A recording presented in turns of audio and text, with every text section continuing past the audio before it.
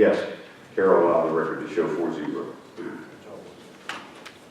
Next item, number 38-2019, consider the request by Independent Excavating to work a limited night shift schedule on the Southern Beltway project near Morganza Road Corridor. We have in attendance Joe Newberg with Independence. Please, will you give us a summary? And Matt Steele is here. All right.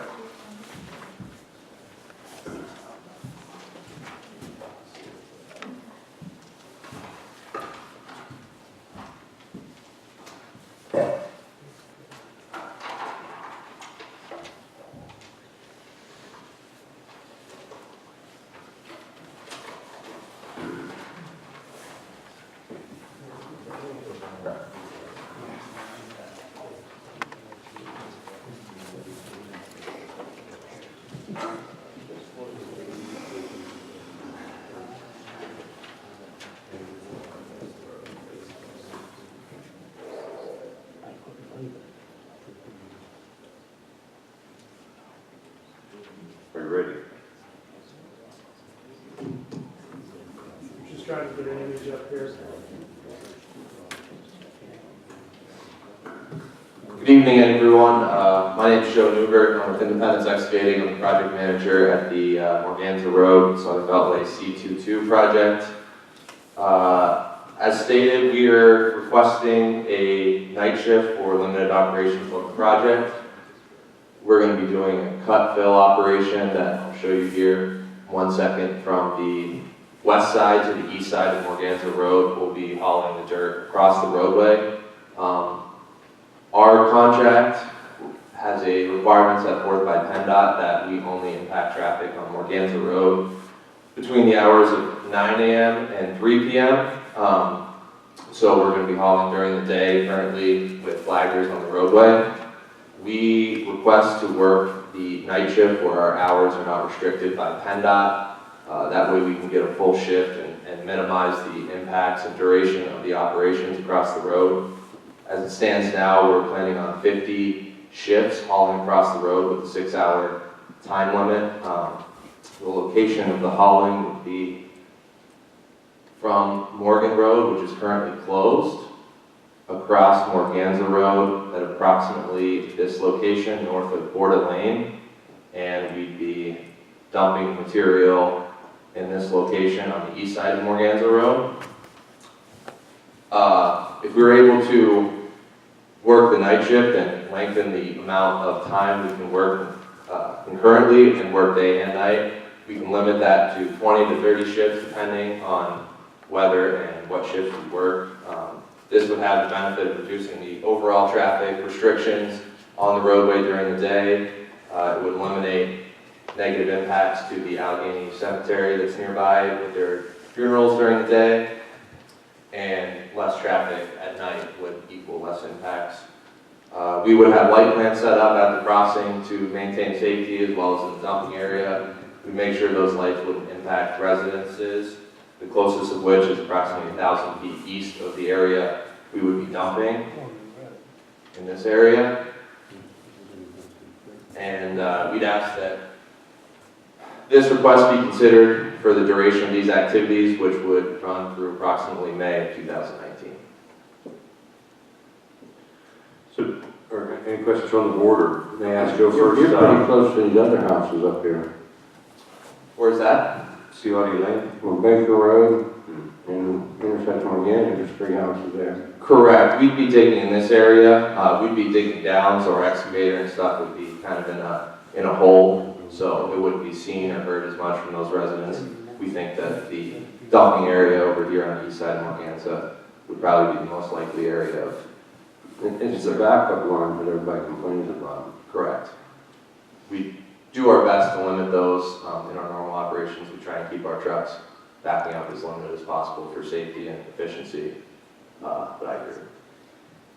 I mean, I will be honest, I live by the turnpike on this side by the McDonald, and there was a number of months throughout the spring and summer and fall where I couldn't keep my windows open at night because of the noise from the machinery, and it wasn't just backing up, and I don't live as close as these people live. So I do have some concerns about, you know, it's easy to say that it wouldn't be that loud or disruptive, but at the end of the day, it really is. I agree with you. We're asking permission to try, and if there's any complaints from the residents, to try and accommodate them. If we can't, we understand what we do is not quiet. We're not going to sit up here and say it is.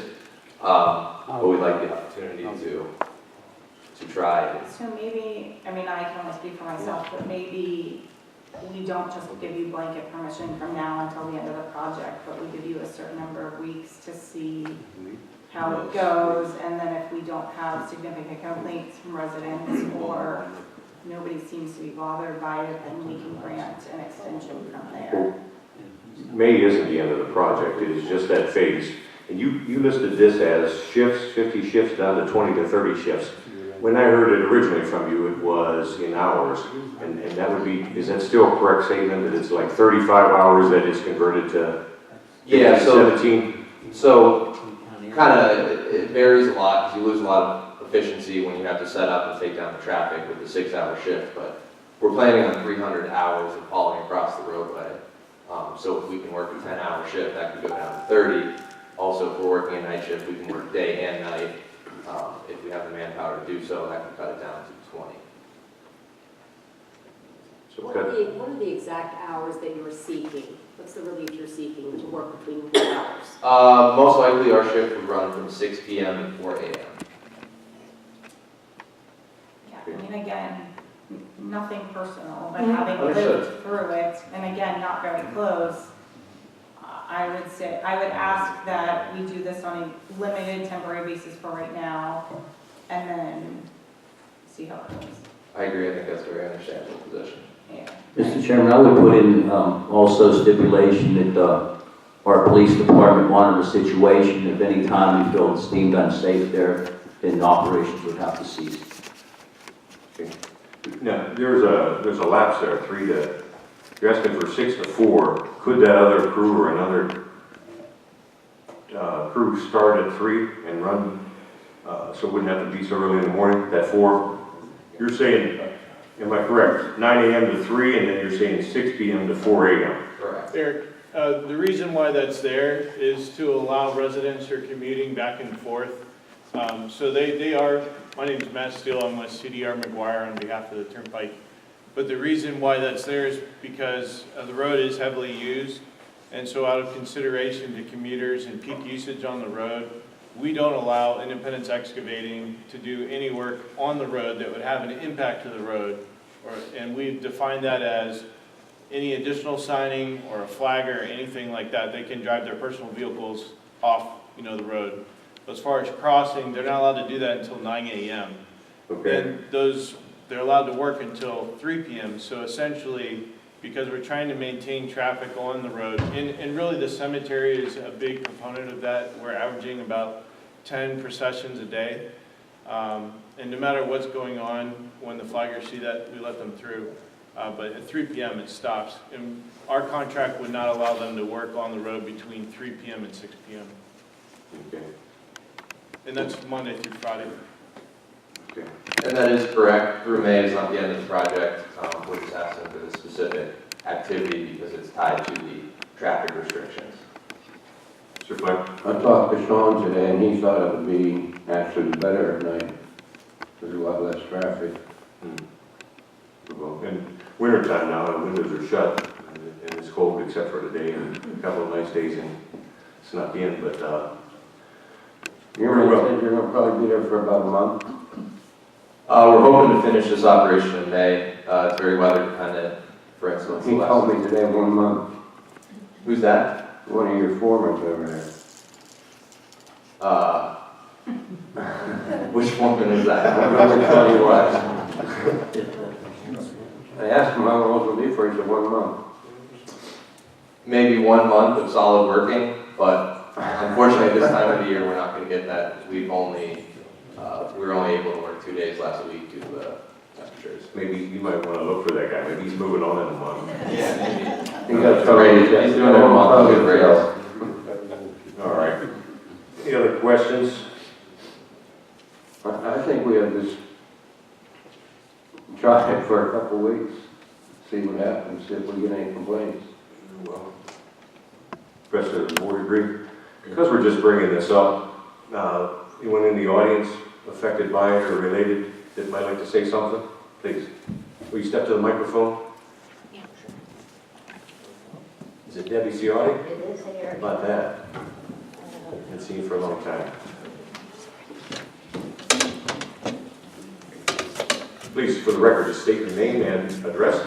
Deborah Lewis, I live at 19 Seattle Lane. Okay. So that's my brother's house on the end that would be the most impacted by that. So I appreciate you saying something about that. And that's why we're here. We're certainly concerned about noise, lights, traffic, access to that area.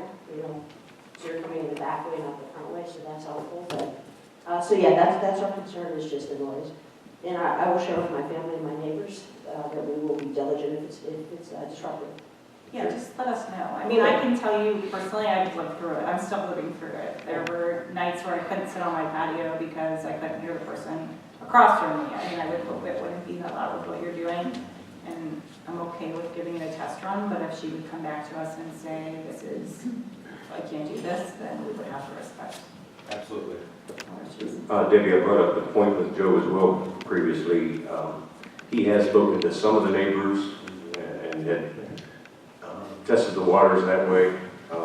But more importantly, I wanted to bring up that I asked about the backup, and it seems like that's the backing up is the irritant that always happens. And he was right on it, and he did address that. Yeah, they would try to minimize that because that's where the serious noise does come from, and the irritating beeps. I can tell you though, I mean, just from personal experience, it's not just the backup noise, it's the constant run of the machinery. When you're laying in bed trying to fall asleep and your window's open and you hear that, it's almost like an irritating background noise. It's hard to sleep, and I don't know this. But, I mean, you might not even notice it, so I don't know. But that's why I don't want to extend it permanently, just see how it goes. Yeah, we appreciate that. Yeah. And I know somebody talked to my sister-in-law, Ciati House on Aunt David and Angela. Was that you today? It wasn't myself, it was our field engineer. Because I know they didn't say they love the idea, so it's not like anybody on the hill, Ciati was approached and said, yeah, this is a great idea. So for the record, that was, nobody on the hill approved that. But nobody said we are agreeing to that. Now, I don't know if I don't know if we have anything to say against it or not, but I appreciate the opportunity that if you look at it, we'll do it on a temporary basis, and if this is disruptive, we'll bring it forward. Very good. Thank you. Thank you. Joe, please, name and address. Joe Bettino, 12 Sunset. I haven't heard any bad things about you, your company. That's a good thing. That's good. I agree with having it in temporary phase. Give you, a couple weeks to try it. I lived across the street from the bridge, Midville. Lights shining in my house, lit up like a Christmas tree at 3 o'clock in the morning. The noise constantly, all summer long, and it's not just the backup, it's the dump trucks dumping the dirt, the cranes, everything. The people working it, screaming and yelling. So I would say do it temporary. Could anything be done, Joe, to address Joe's concerns of the lights and the blaring lights or diffuse them or